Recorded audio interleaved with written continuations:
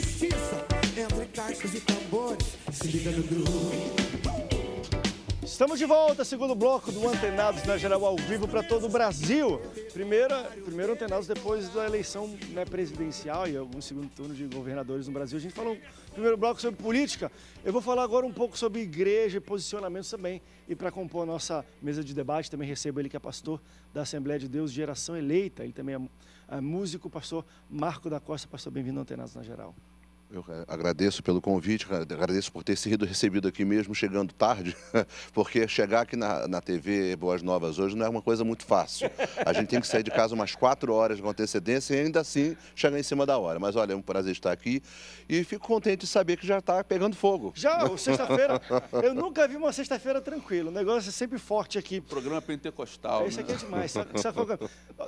Deixa eu levantar uma pergunta aqui, ó. O Papa Francisco, o Bergoglio Francisco, diz que as teorias do Big Bang e da evolução não contradizem a Bíblia Sagrada ou a criação, a teoria da criação.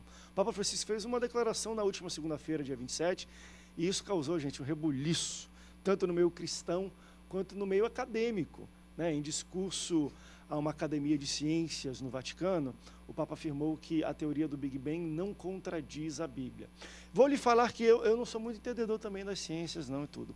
Só sei que evolução e criação nunca andaram muito de mãos dadas. E o Papa agora meio que está falando, não, tem similaridades.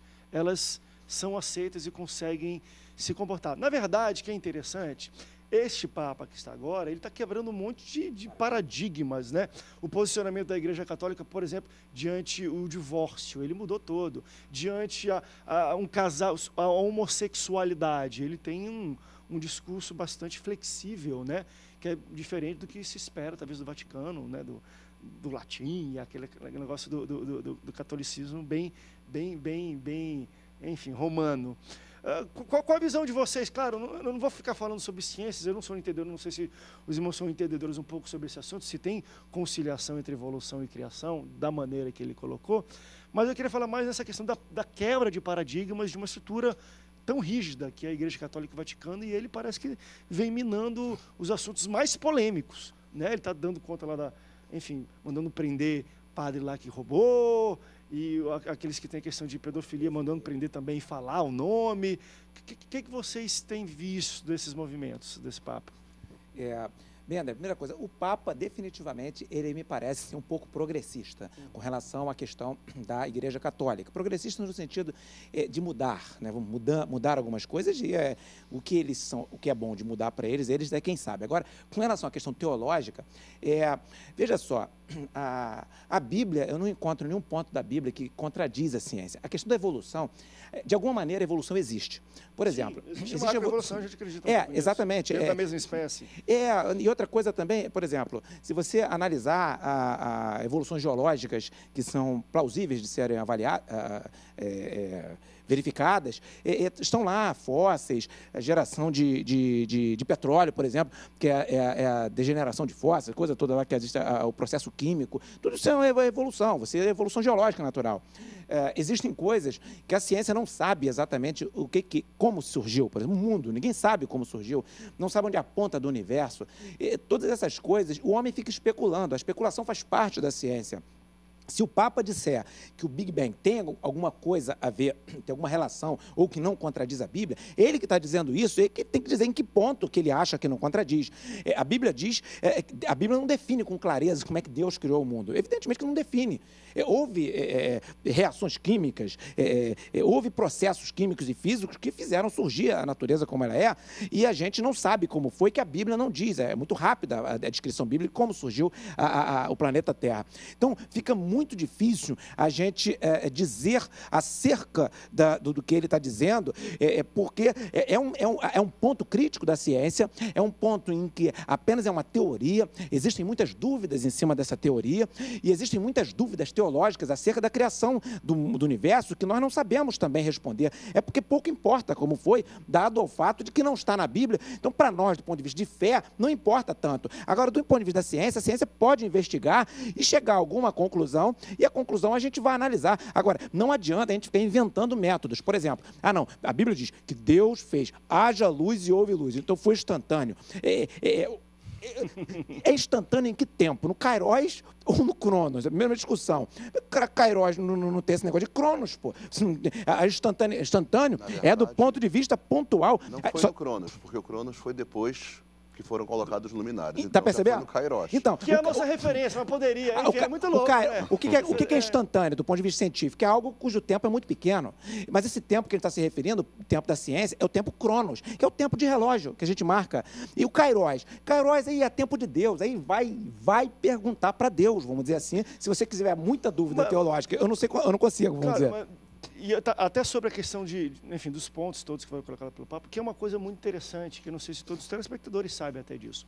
Mas existe uma particularidade no que um Papa, que é o representante maior da Igreja Católica, tem, que é meio que um legislador da palavra de Deus. Então, historicamente, a gente vê isso de, se ele fala que é pecado, é premissa. É pecado. É premissa. Se ele fala que deixou de ser pecado, deixou de ser pecado, como se estivesse escrevendo. O que ele fala tem um peso espiritual na sociedade, né? Não, é como se fosse o peso bíblico. Sim. As pessoas não, e tem um peso espiritual na sociedade. O status é bíblico. Assim, é bíblico. Então é catecismo, é o clero, que a ordem vem dele, é o maior representante, e a Bíblia. Existe esse tripé na Igreja Católica que vale os três no mesmo nível, pelo que eu estudei, pelo que eu entendo. Não, mas é isso. E até a gente debati aqui no Antenados na geral essa semana ainda com o padre, é interessante algumas colocações que foram feitas. Mas assim, pastor Marco, o que me preocupa é o que ele fala é a verdade, tipo assim, ó, isso deixou de ser pecado, é como se a verdade bíblica fosse essa que ele está falando.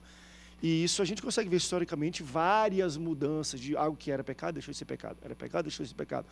E aí vai o medo de muitas pessoas, poxa, ele é tão progressista que ele está começando a liberar um monte de coisa. Antes a camisinha era pecado, ele que tirou, não é mais. Homossexualismo, ele não falou que é, mas ele falou, olha, temos que aceitar, temos que entender. Vícios, ele é bem progressista. Eu tenho medo, às vezes, das pessoas entenderem que isso é o que a Bíblia diz. A questão toda é muito extensa para se falar em pouco tempo, mas o que a gente pode dizer é o seguinte, vamos falar logo em termos teológicos, e vou defender a minha visão teológica disso, que fica mais fácil eu falar daquilo que eu entendo.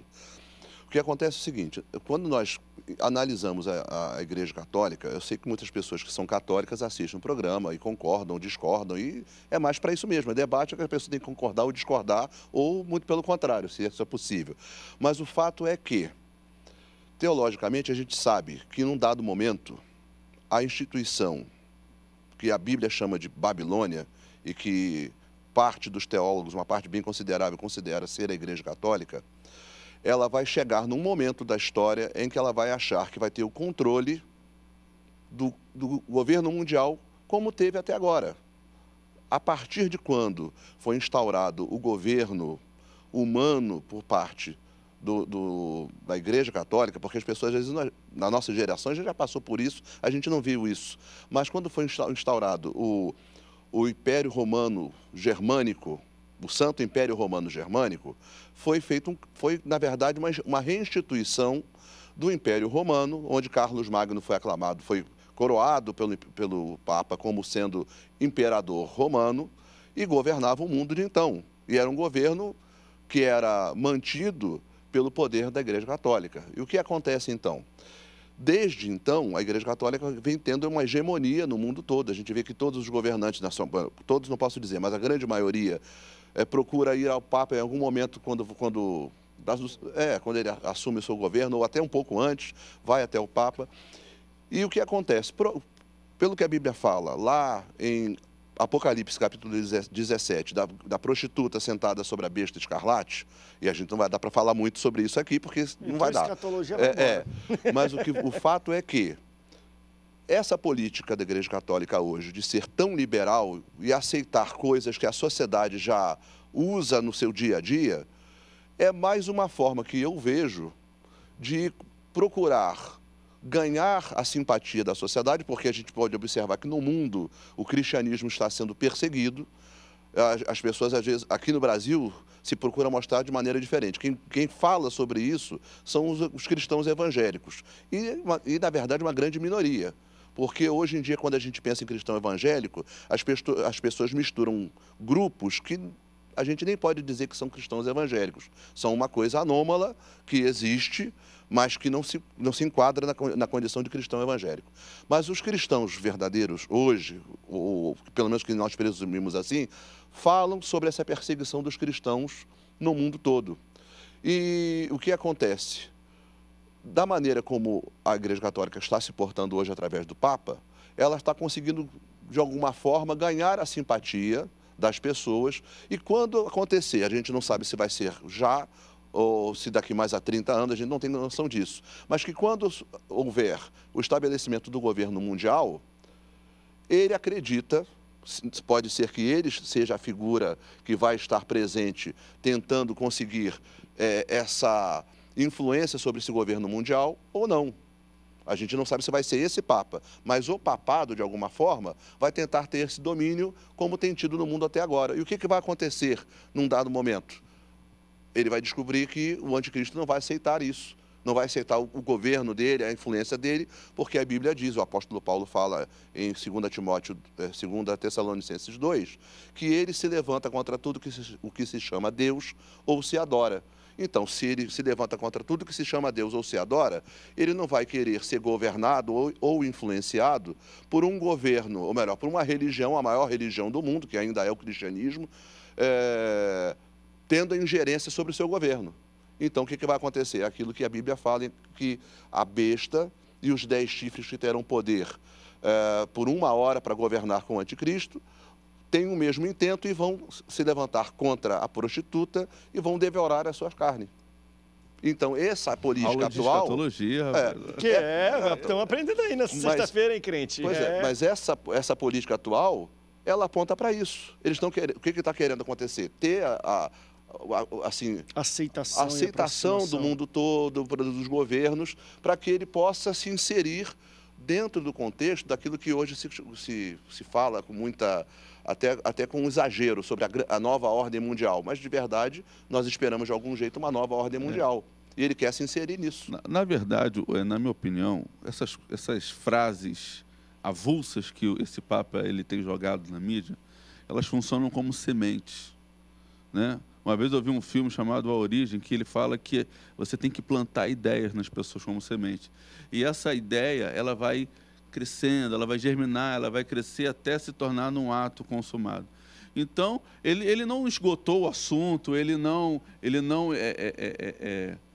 defendeu as suas posições, ele apenas falou uma frase. Ele diz que o Big Bang ele não contradiz a Bíblia. Mas isso, a médio e a longo prazo, vai se desenvolver na mente das pessoas, vai se desenvolver na mente dos fiéis. E as pessoas vão discutir isso. E aquela sementinha que ele plantou, ela vai tomar uma forma. Qual forma isso vai tomar? Que tem a ver com o que o pastor Marcos acabou de falar, que tem todo um contexto escatológico. Mas esse Papa, ele é profissional nessa coisa de jogar sementes em forma de ideias.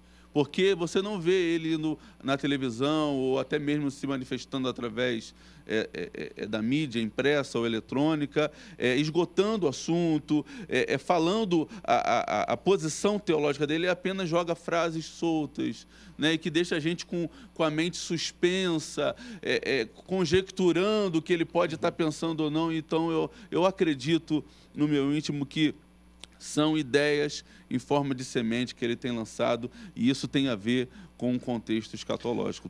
A gente tem 3 minutos nesse bloco ainda. Eu quero falar muito para os nossos irmãos católicos que nos assistem agora, que tem vários assistindo, que nós até fizemos um programa essa semana fenomenal. Fizemos uma série aqui sobre as grandes mulheres da Bíblia e fomos tratar sobre Maria.